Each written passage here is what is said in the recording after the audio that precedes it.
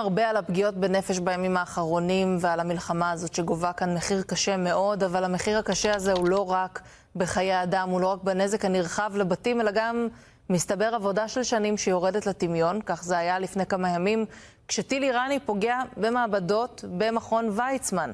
ואיתנו פרופסור אלדד סחור, מי שהמעבדה שלו נפגעה מהטיל האיראני. שלום לך. בוקר טוב.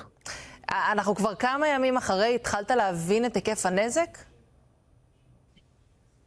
את היקף הנזק אני חושב שהבנתי כבר כמה שעות אחרי, בסיבוב שעשיתי שם, והיה לראות, אתה מבין שזה total loss, אז כאילו, זה היה קל להבין, אבל אני חושב את היקף הנזק, כלומר, מה המשמעות של כל זה, לוקח הרבה זמן להקל.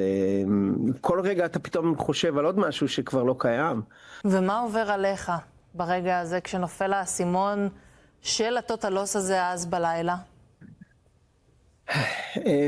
שוב, אני אקח כמה דקות לאותו לילה, 3 לפנות בוקר.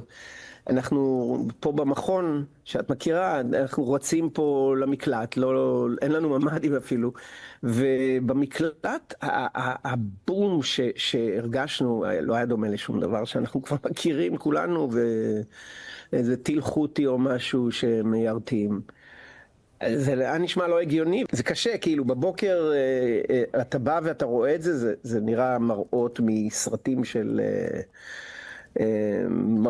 סרטי מלחמה או משהו.